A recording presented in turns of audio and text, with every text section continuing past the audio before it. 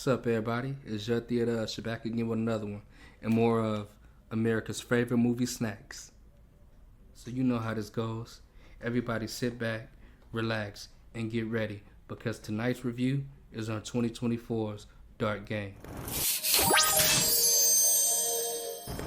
In our opening scene, we're introduced to our antagonist, a masked figure who goes simply by the presenter, and he's putting on a show that I immediately knew could only be performed on the dark web.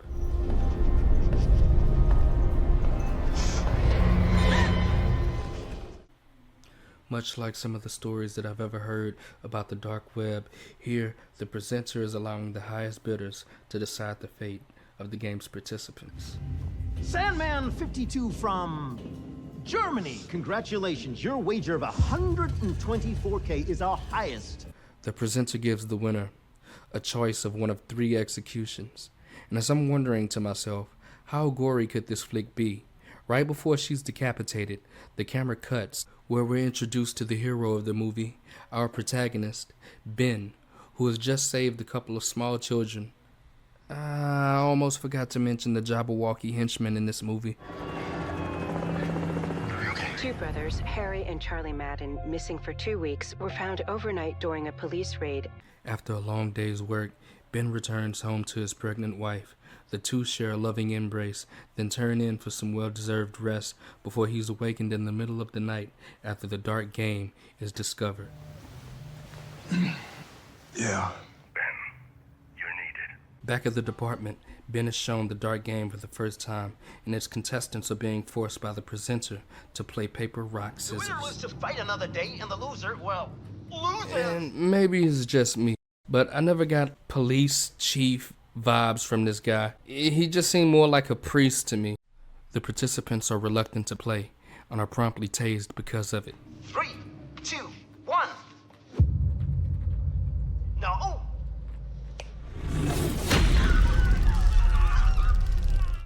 We aren't given a murder in this scene. Instead, it ends with the presenter letting his audience know to tune in later that night for the results. I went into this fully intending on doing a full scene-for-scene movie review, but in all honesty, it would take me all day to do the recording and editing. Not only that, but I believe this movie is worth a watch, and I don't want to take that from you guys. Besides, the cast and crew worked very hard on it, and I think it shows. Instead, what I'll do is tell you a bit more about the characters this movie has to offer. Parker Green, aka Cyber, your trope hacker working with the Force. Cyber's on it. Who at Cyber? Parker Green. New kid?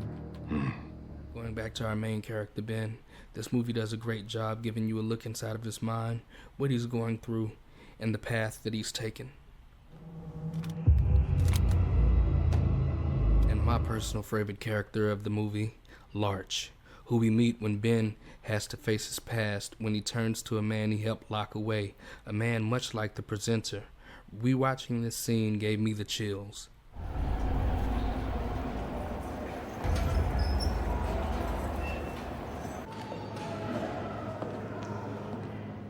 How are you, detective? After sitting down with each other, Large gives up what he knows too quickly. No negotiations, no time reduction, commissary, conjugal visits, nothing. And he seems to climax when hearing about how the presenter forced his victims to kill themselves. I'd really like to see a prequel based around these two. So, my overall thoughts? How does it hold up as a horror thriller? It has some pretty good kill scenes. It knows how to grab at your emotions. A villain that deep down inside I knows has a heart. Some amazing acting came out of some of these guys, especially in the man called Mr. White, being one of the standout characters to me. And oh yeah, the victims are addressed as their favorite colors in this movie. So what rating do I give it? I'll give it a 7.5 out of 10 stars. I hope this short movie review has piqued you guys' interest. I may do a scene for scene in the future. Let me know if you'd like to see it. They set it up nicely for a part 2 as well, but prequel or sequel, I'm down.